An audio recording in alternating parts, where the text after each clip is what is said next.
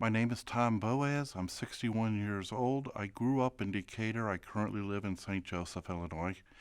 I was a non-combative conscientious objector. Can you, for someone who doesn't understand the draft or doesn't know what that means, can you explain what it meant to be a conscientious objector, kind of what the process was? When I registered for the draft at 18, which we were required by law to do, I registered as a non-combative conscientious objector. That means that if I was drafted, I would enter into the military, but I would not carry any weapons or fire any weapons. Chances are I would have been put into medical or cook or latrine or some other non-combative nature. What were your feelings on the draft at the time? Didn't like it, didn't think it was fair, but it was the law. Why wasn't it fair? Sorry, can you state the draft, that you used the word draft? I didn't think the draft was fair. I didn't like it. It was the law of the land, so I had to do it. Why didn't you think the draft was fair? I thought it primarily took, well, the people that were drafted were primarily the high school, non-college educated people, primarily the poor people, economically, statistically wise, a larger majority of minorities per the general statistical population. You didn't see the politicians' sons being drafted. You didn't see the rich kids being drafted or entering the military. How did you develop these feelings about the draft at the time?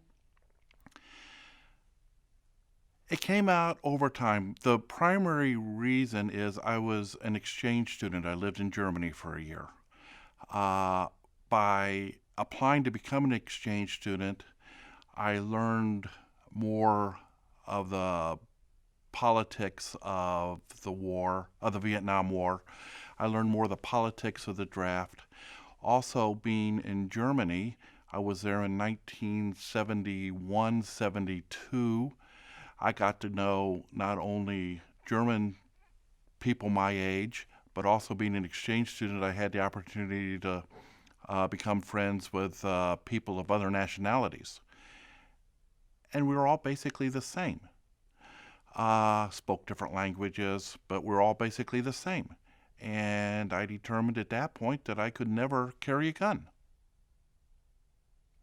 Was there like a specific moment when you realized you would never carry a gun that you remember?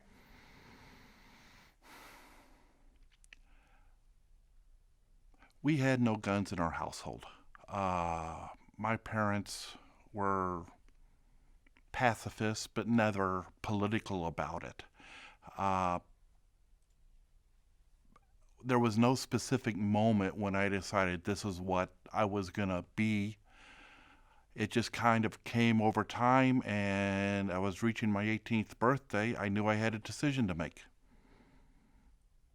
What does the word pacifism mean to you?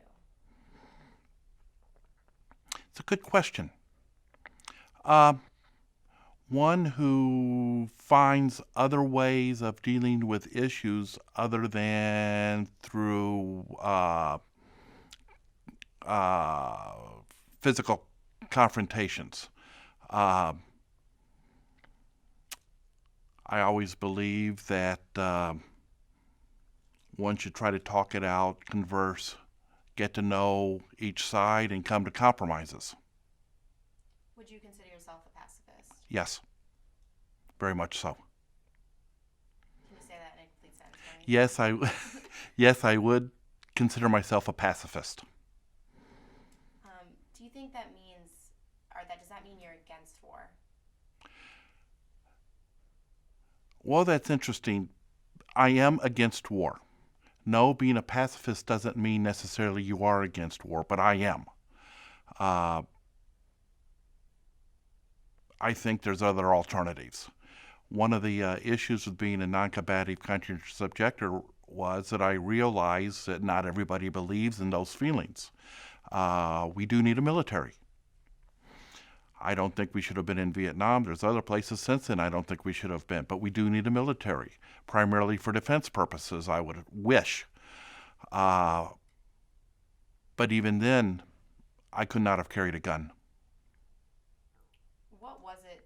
You keep saying I could not carry a gun, but like, what did that mean? Like, what do you specifically mean? Like, what about a gun? By not carrying a gun, I mean I could not shoot anybody. I couldn't shoot anything either, for that matter. We don't have a gun in the household. We don't want a gun. I've not shot in a gun since I was maybe 8, 10 years old at a camp. I just couldn't shoot anything. I couldn't take the life of anything like that. Take me back to Germany when you first arrived. How was it different? Like, what was the atmosphere of Germany in 71? It was very similar to the United States at that point in time. There was still some construction going on after World War II. I did live in Nuremberg, Germany.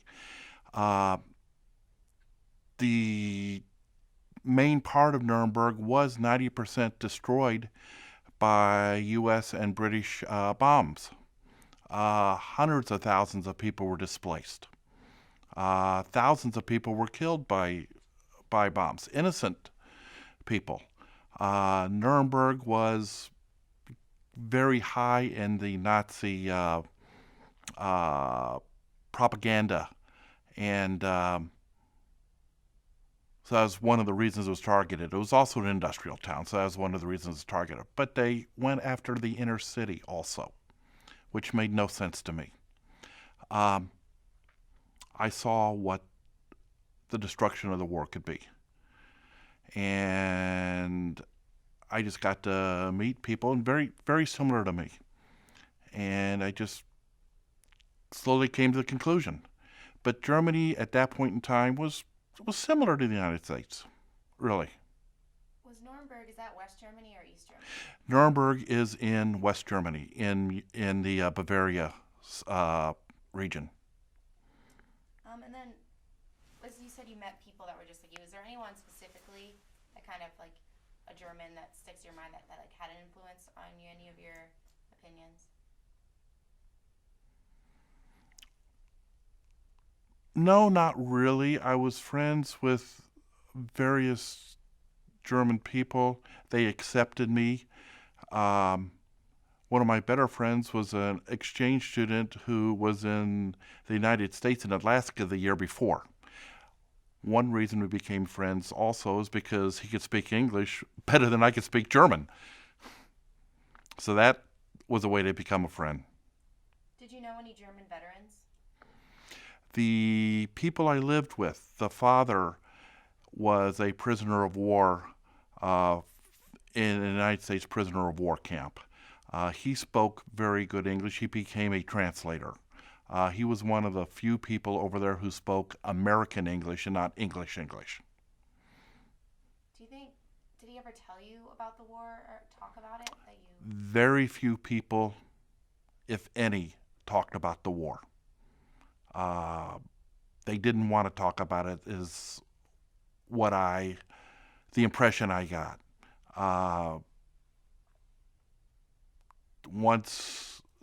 I feel like they were somewhat ashamed of it. And this is World War II, of course. Tell me more about this family that you talked about. How did you know that he was a POW in a U.S. camp, and what role did this host father that you stayed with, did he play in the World War II? I don't know what the host father role the host father played in the war. He didn't want to talk about it. He did tell me he was a POW and became a translator during this time period, and he spoke very, I won't say proper American English, but very good American English. He knew the colloquialisms, he knew slang, what you would expect armed forces people to speak.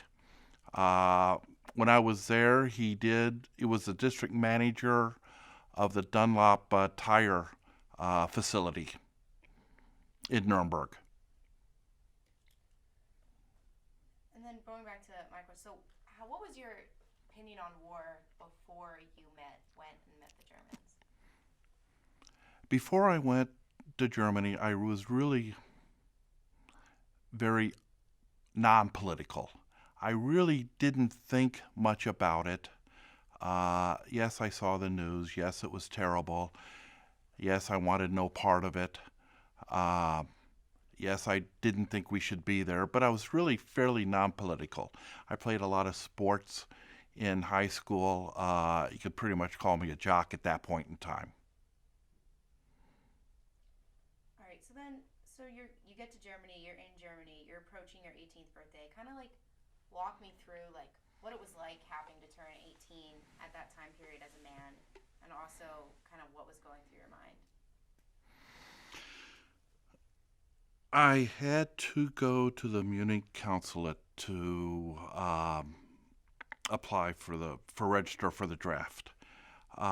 It was a scary time. It was a time of fairly good thought for me. I didn't know how my family was going to accept my decision.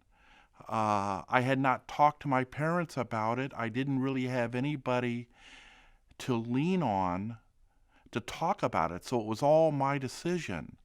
The people I lived with didn't really understand what I was going through, nor did I try to describe it, so it was pretty much my own decision. And I wasn't 100% sure of what I was going to do until I got to the consulate and applied that way. Walk me through like what was the process of registering as a CO? What did you do? Walk into the Munich consulate,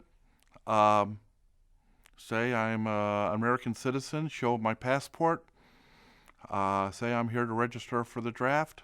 They took me into another room, just an office, said, here are the paperwork. And I didn't do a whole lot. I just sat down and checked the box that said non-combative conscientious objector. Obviously name and phone number, or name and address and things like that, but didn't have to explain it to anybody and handed them the paperwork. Did you hesitate at all or think about it when you were doing the paperwork? Or No, not at all. It was just, let me find the box. when did you know you were going to check the conscientious objector box? Not sure, probably a couple weeks to a month before that. Didn't have much time. I mean, that was before the internet, so I didn't have much way to research it. Wasn't even sure if that was a possibility when I went in there, but that was my whole intent. And I had told them that that was my intent before they had given me the paperwork. So, you said it was a scary time, approaching your birthday. What were you scared of? I was scared that I possibly could get drafted. It would be an interruption in life. If I was drafted and sent to Vietnam, I wanted nothing to do with Vietnam. I thought we shouldn't have been there to begin with. Don't know what I would have done if I was drafted. When I did come home, I did have a one-way ticket in my pocket for a year back to Germany. It's just kind of the way it happened. So I could have gotten on an airplane and gone back to Germany. I had considered that. I had considered going to Canada, but nothing ever came of it. Why, what would you say to someone who gets drafted and believes in serving their country, or even enlists in the army, who maybe doesn't understand your viewpoint? I would talk to anybody who asked me what my viewpoint was. I would explain that it was a personal viewpoint. I would explain it's my personal viewpoint. I would tell them why I made this choice. I would try to convince them that there's other ways, but I wouldn't force my viewpoint on somebody else. It was my personal belief. Who did you talk about being a CO with? I didn't really talk to anybody about a CO with. I was in Germany at the time. I didn't have my family with me. My parents didn't know until after I had registered and wrote them a letter. So then when you came home, like, who did you tell and what was that process? I told friends what I had done, people I went to college with, roommates, but I didn't really push it on anybody. I didn't stand out. I didn't force the issue on anybody at all. Is there anyone you didn't tell that you, like, withheld it from? I can't think of anybody I purposely did not tell. Now, there were people I didn't tell just because it never came up, but there was nobody I purposely hid it from. Did you have any veterans in your family? Yes, my dad was a veteran of World War II. He was in Europe. My brother was drafted, but the day before he got his draft notice, he enlisted in the Navy. Walk me through telling them you were a CO. Maybe start with your father. I wrote a letter from Germany back to the United States and explained to my father what I did. I didn't know what their acceptance was going to be. As I just said, my brother was in the Navy. My dad was in World War II. Don't believe he was in a non-combative. He was not in a non-combative unit, but that wasn't a choice he had made. About 3 weeks later, I got a letter back from my parents. And they told me how proud they were of me.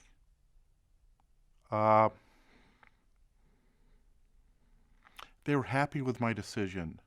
And at that point in time, they told me about my uncle, who was a conscientious objector, non-combative conscientious objector in World War II. I knew nothing about that other than he was in Puerto Rico during World War II and had married and had come back to the United States. I didn't know why he was there. But that's the reason he was there, is he was placed in a hospital in Puerto Rico. So then you're writing that letter home to your parents. Like, walk me through, like, what was going through your mind when you were writing the letter? Like, what did the letter say? I told them that I had made a decision. I had decided to be a non-combative conscientious objector. I hope they accept my decision. Here are the reasons for it. And here are my thoughts. And my thoughts are I could not ever shoot anybody. I've never even been hunting. I have, at that point, friends from quite a few places in Europe and from South America that I had met while in Germany. And we were all, like I say, somewhat similar. We're all the same age. We wanted all the same things in life. And I just couldn't do it. I didn't believe in it. I couldn't do it. Like I said, I believed that we did need a military. It was more offensive than defensive that I ever wanted, but I understood that. So what was it like getting that letter then back saying that they were proud of you? It was such a relief. I didn't know what. I figured that I would be accepted, but I wasn't sure if I would have a home to come back home to. I figured I would, but there's always that doubt. And the 2 or 3 week time frame plays weird tricks with your mind. It's not like instant. You get on Instagram or Instant Chat or whatever, Skype or whatever it is nowadays, that you can just do it anywhere in the world. No, that wasn't the case back then. Telephone calls were extremely expensive even. So then, just a little bit of the technical stuff. So when you came back, like, whatever happened with you being a CEO, like, were you ever drafted, and that kind of thing? Really nothing ever happened with it. My draft year, They did still pull the lottery. Every birthday was assigned a number. It was ping pong balls or some way. My number was in the 180s to 190s. I don't remember exactly what it was. I believe my number the year before was drafted. I did go to college. You could get an educational deferment. I was going to go to college whether that was a factor or not. But my birth year, 1953, was the first year that they didn't have a draft. So really nothing ever came of it. I didn't have to prove to anybody this is what I wanted to do because I was never drafted. What would you have had to done? What would you have had to do if you had been drafted? I would have had to prove, I believe I would have had to prove to the military what my beliefs were. I had a couple aces up my sleeve. My uncle being a conscious objector, which I didn't know, but we're all coming from the same family. I had ministers. My minister in the Methodist Church was going to back me up, and my own personal strong belief at that time. Did you ever talk to once you found out he was a CO, did you ever talk to your uncle about it? No, he lived in California. We didn't really have much conversations, and I really only saw him 2 or 3 times after that. And then where did you go to college? I went to college at Western Illinois University. All right. And then you seemed you were pretty against the war. Yes. Did you participate in any protests or anything? Did not participate in protest. At that point in time, Western Illinois had a very large contingency of military veterans that went to school there. I had little interaction with them. It's not that I tried not to have it, but they were all 4 or 5 years older than us.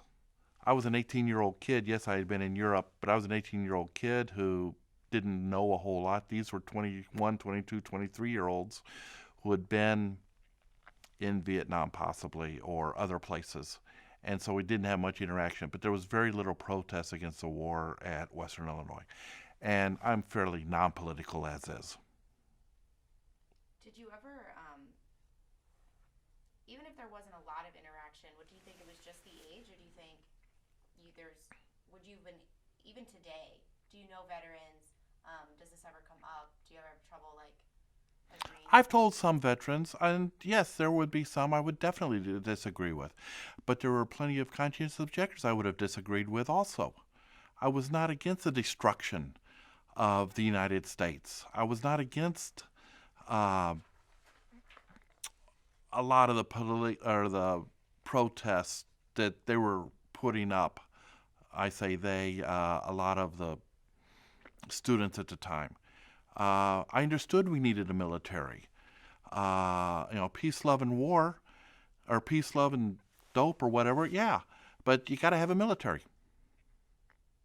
You got to have defense. Otherwise, where would we be? Do you think that you would have maybe participated in any, like, even peaceful protests or anything if it? I would have. Given the opportunity, I would have. As long as it was peaceful. So can you just, like, explain a little more clearly, like, your opinion on protests and the protests of the war? As I said, we didn't really have protest at Western Illinois University when I was there. There was no major movement there. Most of the major protests that you saw were the 67, 68, 1967, 1968, 1969, 70. I didn't come back to, I was in Germany 71, 72 and came back late 72. A lot of the protests had been over. We were starting to pull out of Vietnam at the time. So there really wasn't as big a movement at that point in time because we knew we were coming out one way or another. I'm saying, like, but the protests that did happen, that you at least heard about, what was your opinion on those? Some were very good. Some were done totally correct. Peaceful, get your point across, sit-ins, things of that nature, get arrested for sitting in, for disturbing convoys, things of that nature. I have no problem with that. But there were other protests that got violent, got destructive. Major issues with that. And they're still going on today, for that matter. Not against the war, but other type of destructive protest. And that's not protest, that's riots. And then with you're against war and everything, what would you say to maybe like, well, first the question, do you know any Vietnamese today? No, don't know any. What would you maybe say to like a Vietnamese refugee who maybe has the feeling that like the Americans abandoned them? I would understand their feelings, but I would also wonder if they had the feeling the Americans abandoned them, why they would be in America too. If they were against America, why would they be here? There's other places in the world to live. So what are your feelings toward the Vietnamese then, if you have any? I really don't have any feelings against them at all. The reason I don't think we should have been in Vietnam is that we didn't have the Vietnamese support. We had a regime over there who was corrupted, who just wanted to stay in power. The people of Vietnam, in my feelings, just wanted to keep living. They wanted to keep their life. And this was happening around them, and there were things that happened on both sides, but you hear more about the atrocities that happened from the U.S. military that I could see turning the Vietnam population against America. If you never were drafted, No. if you had been drafted, how do you think your life would be different now?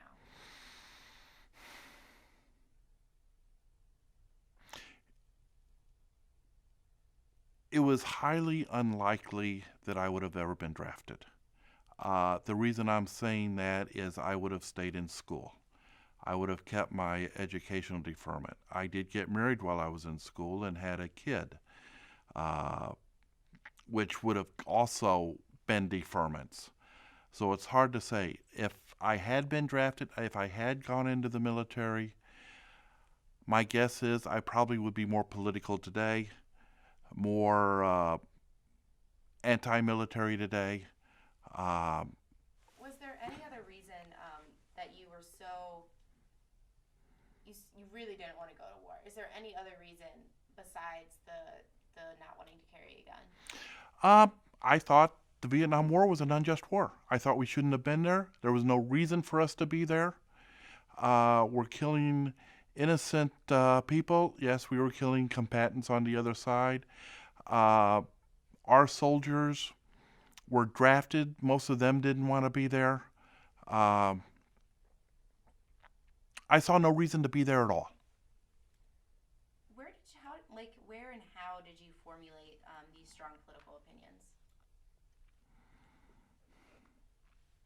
Basically, in my applications to become an exchange student, and while I was an exchange student, I got the opinions of Europe when I was there. I read European press. I read Newsweek, which was a fairly liberal magazine at the time. And I just saw and came to the conclusion that we shouldn't have been there to begin with. What were the opinions of the Europeans on Vietnam? The Germans, I felt, were kind of, yeah, why are you there? That I knew. The other exchange students from other countries wanted to know what was going on. They didn't have the full, I don't know if anybody had the full idea of what all the reasons were, but they didn't know and wanted me to explain what I knew. I traveled around Europe while I was there, and the only place I didn't feel comfortable with being an American was in France. One of the reasons I firmly believe in it was that France had left Vietnam and we had come in after them. So let's say you mentioned your wife and your child. Tell me a little bit about your family, like how many kids you have and your wife. I have a wife. We've been married 40 years, going on 41 years. We met in college and got married. I have a son, two sons, 39 and 36, give or take, and three grandkids, 19, 16, both live in St. Joe, close to where we live, and then a 5-year-old granddaughter. How do you think your political opinions and your status as a CEO kind of affected you as like a father and maybe like influenced your kids? We never had guns in the house. We tried hard to keep play guns out of the house. It's amazing what kids can turn into guns, though. Ticker toys, Legos, whatever. They always become guns for some reason. It's just the nature of it. But we always tried to keep guns out of the house also. Yes, we did have a few. There was the Nerf gun or the squirt gun or things like that. But my wife agreed that we always tried to keep this out of the house. Did your wife have those beliefs before meeting you, or do you think you kind of also affected her? I feel strongly that I affected her. I feel strongly that I influenced that decision. She never disagreed with me on that issue, so I'm sure she had some feelings also that way. But I feel I was a big, strong part of that. Did you ever talk about being a CEO in detail with your wife since you met her after registering? Never really talked to her much about it because it was a non-factor. I wasn't drafted, so it was a non-factor. So I didn't really talk about. Yes, I had told her what I had done. I had told her about my time in Germany. I had told her about being a CO. I had told my kids about it also, but didn't really bring it up into the major discussion. They knew what my beliefs were. Did you have any notable reaction from your wife or anything when you told her?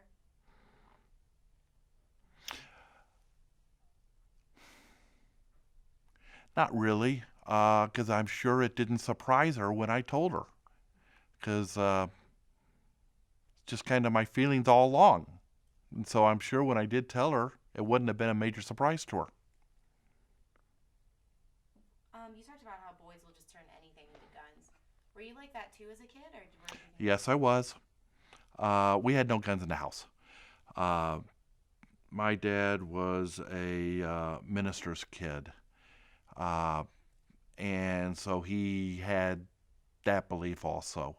But yes, we had toy guns. We turned things into guns. Yes, I played Army at the time. I played Cowboys and Indians. We built forts for Army, things of that nature. Why do you think boys are so fascinated with kind of guns in the military? A lot of it's media, I believe. A whole lot of it's media, I believe. And I grew up in the 50s, late 50s, 60s, and it was deemed as glamorous. Yes, all the fathers had been in World War II or Korea, and it was kind of glamorous. It was kind of, yeah, let's follow our father's ways. I guess because you said your father was a veteran too, right? Yes. But then you say he was also very against guns. Yes. Do you think did he develop that through going to war? Tell me a little about Never really discussed it with my dad, but I think he had that belief beforehand. As I said, he was a minister's child, and his older brother was a conscientious objector during World War II. Did he talk much about his service at all? About the only thing I knew is he drove trucks. I don't think he was ever in combat. I'm almost positive he was never in combat. His primary duty was driving trucks, and when I was in Germany, they came over, my mother and father came over and visited, and he did want to see some of the places that he had been. And then your sons, do they share your feelings about guns now? They have no guns in the house. So yeah, I believe they do feel. I believe they do have that same feeling that about guns as we do, as my wife and I do. And it doesn't sound like it, but I'm gonna ask anyway. Has your views about war or anything changed since 1972? Probably become stronger anti-war. It's pretty strong anti-war now, but I see what went on with Iran, Syria, the Middle East, Afghanistan. What's going on? Yes, we need a military. Yes, we need a defense. But going to war in a country to expel a regime and then have the people not be able to govern themselves, it just goes from one extreme to the other extreme. The Middle East now, you've got the religious fanatics fighting each other, which is becoming more and more prominent. We got out of the Middle East, and there's more destruction going on now than beforehand. How big of a fact was, or if at all, was religion a factor at all in your choice to be a CO? Religion was a factor. I grew up in the Methodist Church. It was never really preached to us, but we're all God's children, I felt. I just still do. And it was a factor. Now, can I say what percentage of a factor it was or not? I don't know. But it was always in the back of my mind. What would you say to maybe like some of the soldiers that either enlist or go to war because they see it as like exciting or they want the adventure? I firmly believe a lot of the soldiers do go to war because they see it's exciting or an adventure or things like that. It's glamorized oftentimes in the media. And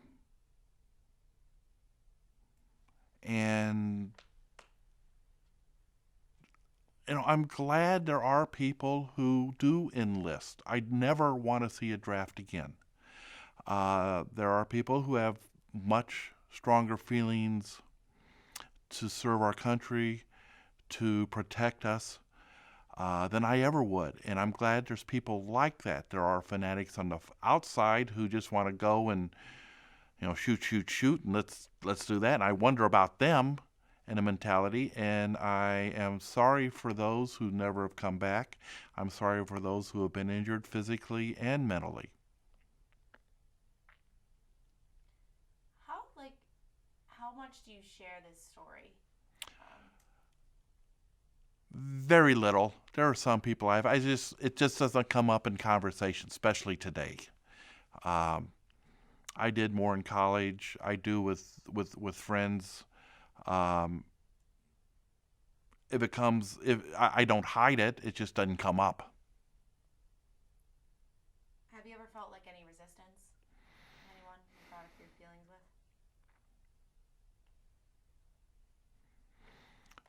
No, I don't. I think if the draft was today, I think there would be more resistance. But back then, 1972, 73, the early 70s,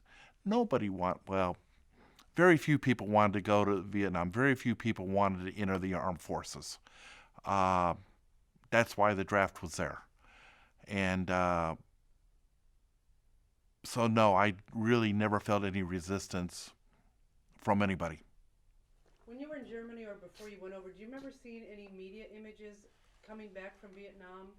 Oh, Tell sure. us what you saw and how it influenced you, and tell Cassidy. There was a lot in the news, and I've always watched the news. Read newspapers, watched the news, the local, the world news, and you saw images. When I was younger and we had just started in Vietnam, there were images of us being the good guys, things of that nature, us helping us. Yes, there were some war images. As the 60s progressed, they slowly started to move to the other side. We started seeing newscasts of protest. Unfortunately, newscasts of protests had turned into riots. You started to see more images of Vietnam, of the bad side of Vietnam, villages being destroyed, the Agent Orange, the mass bombings, and then you started seeing the veterans coming home with injuries.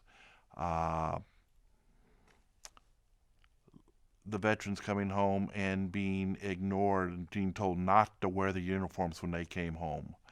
I don't think that was fair for them being told not to wear the uniforms because they were going to be spat on or yelled at or things like that. I don't think that was fair either. They were over there, many of them, not because of their choice.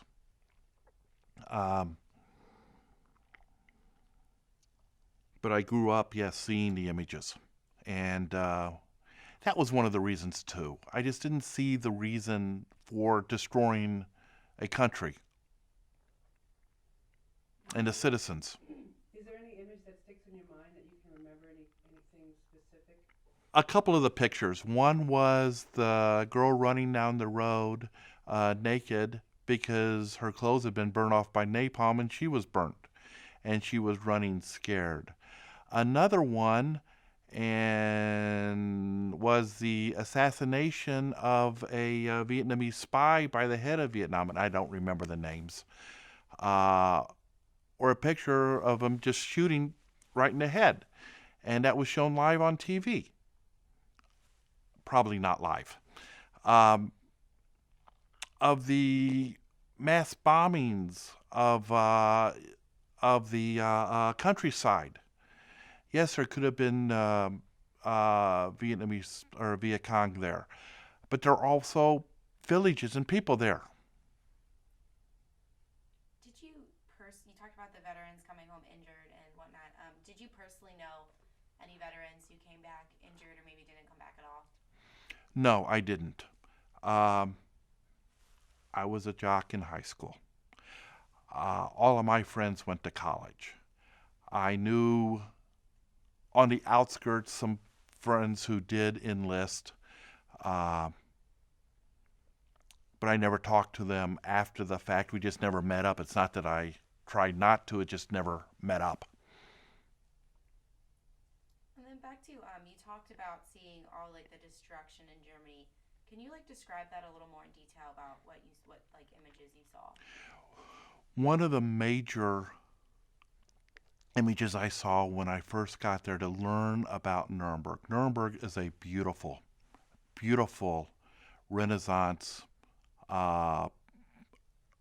city. It dates back to the 9th century or older. It's a castle, walled-in city, absolutely beautiful.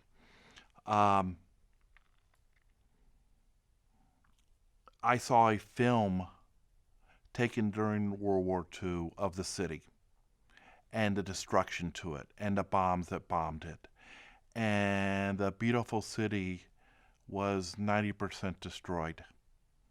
The churches, beautiful Lutheran churches, beautiful Catholic churches, primarily the Lutheran churches, they had taken the stained glass windows and most of their altar pieces and buried them because they knew they were going to get bombed. This way they could save them. They built their churches, their city back stone by stone. There were still places, though, that you can see it had not been rebuilt. Can you describe one of those places that was still kind of destroyed when you were there? There was a church that had still had 3 walls standing. The steeple was about a quarter there. No roof. Still quite a bit of rubble. They had just started to rebuild that one. It was off to the side. It wasn't on a main thoroughfare. So that's probably why it was one of the last ones to be rebuilt. And then had you ever thought about registering as a CO before you left for Germany?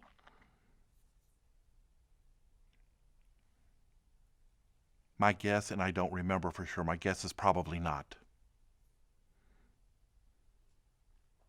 How did you even know what a CO was? I had been watching the news. I had been reading the Newsweek over there. I saw that this was a possibility. I saw that with my beliefs, that's what I should do. I knew about them beforehand. Didn't really think much about it until I had gotten over there. Like I say, I was fairly non-political. Would you still call yourself non-political? I still call myself fairly non-political. What do you mean by that? Just kind of explain that to someone because you have pretty strong feelings about war. Yes. Something, and how are you still non-political with that? Just kind of explain that. I am not a member of any political party. I've never run for any political office. I have no desire to run for any political office. I have no desire to become a member of a political party. I've never been in any protest. I've never gone to any political rallies to see what people are thinking. Most of the political rallies I see on the news or read about are propaganda anyway. I don't trust politicians. Yes, there are some good ones, but we live in Illinois. What does that tell you about politicians? I've just never felt that my thoughts or feelings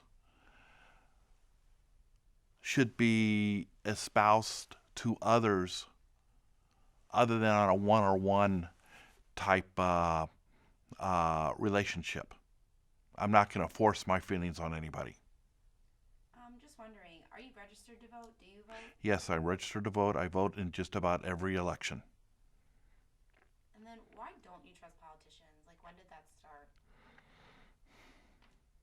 Probably Nixon. Watergate, things of that nature. And then the more I educated myself about politicians, they say one thing and it happens some way else. The corruption, the constant campaigning, the constant desire to have money. I feel that they're making decisions to remain in office versus making the right decisions. Examples. Look at the state economically that Illinois is in now. It was easy to dole out all this money everywhere. Yet we have no money. So we've got these major deficits. And then just Nixon and Watergate was after you registered as CO in the Vietnam War. Right. So I'm just wondering, were you more trusting of the government when you were registered as a CO, or were you also untrusting of them? I was young, naive. I was probably more trusting. All right. So we just want to kind of get a more clear kind of context of your family. So could you tell us a little bit about your parents and then? My father was the younger son of a minister. They lived in California. My mom and him met at a college that's no longer exists up in Downers Grove. I forgot the name of the college. He went to work out of college at a YMCA, ran a YMCA as assistant director in Davenport, then a director of a branch of the YMCA in Dallas, Texas. And then he became the executive director of the YMCA in Decatur. When did he go to World War II in that timeline? He went to World War II.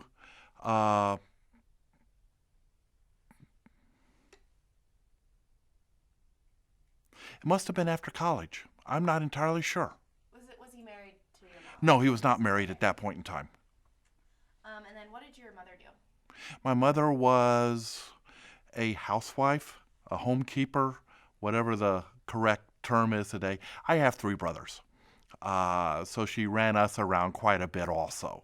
My dad worked some long hours at the YMCA because it's open. And so she ran us around a lot.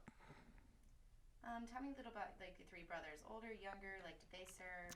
My oldest brother was the one who was in the Navy. I have another older brother. We're basically 2 years apart, the 3 of us. And then my youngest brother is 6 years younger than me. So the one that's still older than you, but not the Navy one, did he serve or anything? No, he didn't serve. His draft number at that time was high enough that he didn't have to worry about it. It never was an issue. All right, and then tell me a little bit about your family now. I have a wife. We've been married gonna be 41 years soon. 2 sons and 3 grandkids. All right, and way back, you mentioned that you were against the draft because it was mostly the uneducated or disproportionately African Americans. Yes, and I don't want to use the term uneducated. Not Non-college educated would probably be a better term to use. Yeah, okay, so non-college educated or African Americans disproportionately. Did you know that at the time, or is that something you learned? Oh, definitely knew that at the time. I knew that a long time before I even decided to be a conscientious objector. I knew it was unfair. And the media at that time was pointing these issues out. You'd see stories back from Vietnam, and half the pictures would be the African Americans and half would be white. We're not 50-50. We weren't 50-50 at that point in time of population. Was it just the media that taught you these things, or was it also, like, did you notice it? I noticed it in school. The people I wanted to enter the military were entering it right out of high school. People were getting drafted right out of high school. They knew they were going to be drafted, but they had no desire to go to college. Is there anything else that we haven't covered or I haven't asked that you want to share?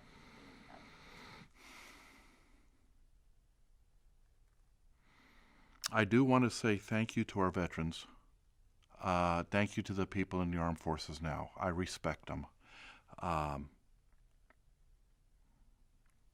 respect most of them for their feelings and their beliefs. There's some on either side I have no respect for at all. I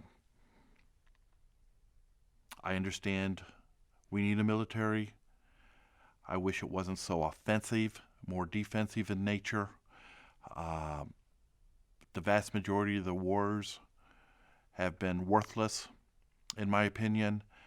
Religious or ethnic fights. And I just don't understand why the need for it so often. I don't understand why the politicians think it's glamorous.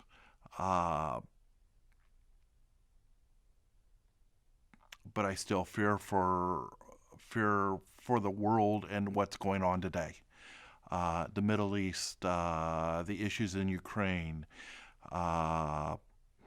the religious fanatics, things of that nature. You mentioned that there were some on either side you don't have respect for. Who is it that you don't have respect for? I don't have any names, but you do have the gung-ho, let's shoot anybody who walks in the military. You also have the other side that anybody in the military is evil and should be gotten rid of also. You have, far right, far left that I just don't understand. I can't respect them.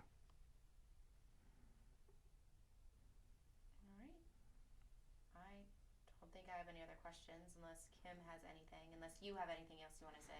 No, I think I've basically said it. Like I said, I've said more now in the last couple of weeks than I've said probably my entire life about this.